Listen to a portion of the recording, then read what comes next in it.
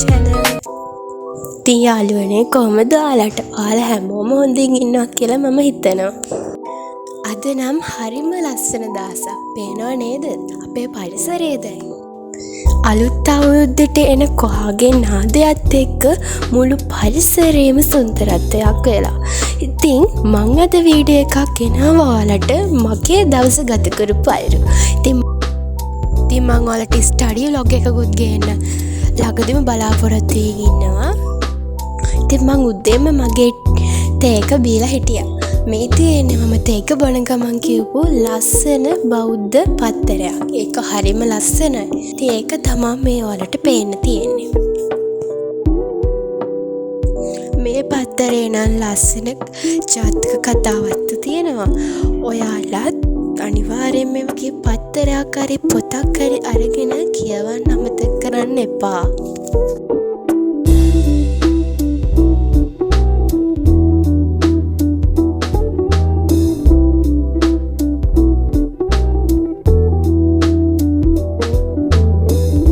ඉතින් මම ඔයාලට වෙනදත් කියලා තියෙනවානේ මම හැමදාම උදේට බණ කතාවක් අහනවා කියලා.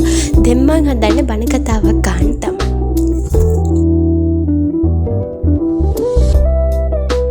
දැන් ඉතින් ඒ වැඩෙත් හරි. දැන් මම යන්න හදන්නේ මේ ලස්සන උදෑසන වොෂ් එකක් දාගෙන ප්‍රබෝධමත්ව ඉන්න. ඉතින් මම වොෂ් එකක් දාගෙන යන තමයි මේ කොණ්ඩේ තෙල් ගාලා කොණ්ඩේ මගේ ඩැමේජ් වෙලා තියෙනවා මේ දවස්වල. ඒක නිසා මම කොණ්ඩේ තෙල් ගාලා වොෂ් එකක් දාන්න තමයි. මේ පේන කොණ්ඩකට තියනවා නේද? ඒක මට ලැබුණේ මගේ හොඳම යාළුවගෙන් gift එකක්. ඉතින් මම එයා මට දුන්න gift වීඩියෝ එකේ ඉදිරියට පෙන්නන්න. ඉතින් මම වොෂ් එකක් දාගෙන එනකම් මම අලුත් අවුරුද්දට ගත්ත ඇඳුම් ටික බලන්න කේනම්. ඔයා ඉගෙන ගන්න ළමෙක් වශයෙන් අනිවාර්යයෙන්ම ධනාත්මක සිතුවිලි ඇතුළත් කරගන්නත් අමතක කරන්න එපා.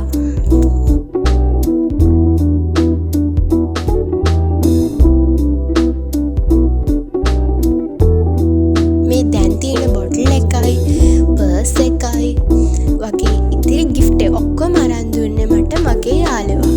ඒවත් හරිම ලස්සනයි. ඉතින් මම එයාට ගොඩක් තෑන්ක් කරා.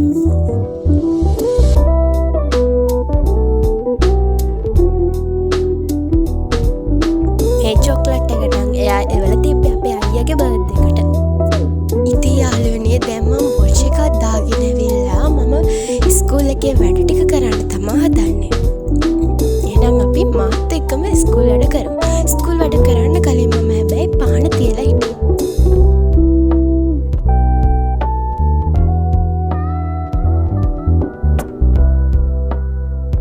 ඉතින් මම 2025 අවුරුද්දට එකතු කරගත්ත හොඳ පුරුද්දක් තමයි දවස් ගානේ මගේ ඩයරි එක ලියන එක. ඉතින් මෙහෙම ඩයරි එකත් මම එකටම ලියලා හිටියා.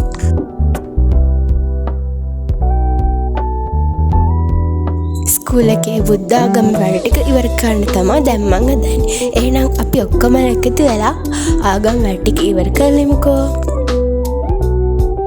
එක දිගට පාඩම් කරාම අපි හැමෝම ස්ට්‍රෙස් වෙනවනේ. ඒ හින්දා මම පාඩම් කරන ගමන් පොඩි ස්නැක් එකකුත් ගන්න අමතක කරේ නැහැ. ඔන්න මං ඔයාලට අද වැදගත් කරුණක් කියලා දෙන්න. ඔයා පාඩම් කරන ගමන් අනිවාර්යෙන් ළඟ වතුර බෝතලයක් තියාගෙන වැඩ කරන්න අමතක කරන්න එපා.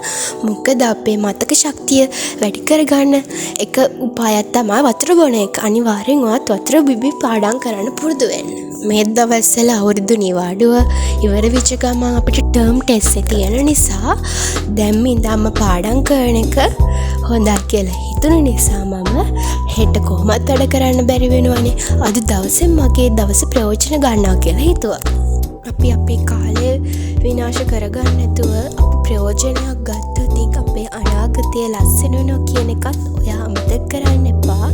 මොකද අපි දැන් කරන වැඩවලින් තමයි අපේ අනාගතේ ලස්සන වෙනවද අඳුර වෙනවද කියලා බලාගන්න පුළුවන්. ඉතින් ඔයත් අද ඉඳන් හරි පාඩම් කරන්න පටන් ගන්න.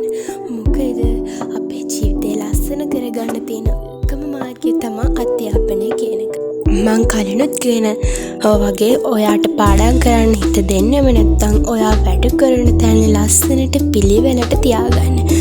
ඔයාට පුළුවන් ලස්සන්ට මල් පැලතියාගන්න පෝච්චිවල දාලා ඒ වගේම පොඩි ලස්සන අයිටම් සදාගෙන තියාගන්න පුළා ඒ වගේ ඒවත් තියාගන්න පුළා මේ වගේ පාඩම් කරන්න නම් ඔයාගේ මනස හොඳින් තියාගන්න නැත්තම් ඔයාට එක තැනක වගේ මනස තියාගන්න බැරි වෙනවා පාඩම් කරද්දී පාඩම් කරන්න විවිධ ක්‍රම තියෙනවා ඔයාට පුළුවන් කාට හරි උගන්වනවා වගේ පාඩම් කරන්න ඒ කියන්නේ ඔයාගේ ඉස්සරහට ටෙඩි බෑස්ලා තියාගෙන එයාලට කියලා දෙනවා වගේ කියලා දෙන්නත් පුළුවන් ඒ මම කරන විදිය එතකොට ඔයාගේ මේසින් නම් පාඩම් කරන්න පුළුවන් සමහරක් වෙලාවට මම අම්මටත් පාඩම කියලා දෙනවා ඒ වගේම ඔයාට හිතෙන් කියවන්න පුළුවන් ගොඩක් ක්‍රම තියෙනවා ඒ වගේම මතක තියාගෙන ඒවා ලියන්න පුළුවන් ආයි කරන්න තියෙන ඔයා පේපර් කරන්න ඕන අනිවාර්යෙන් කරන්න ඕන දෙයක් තමයි පේපර්ස් කියලා කියන්නේ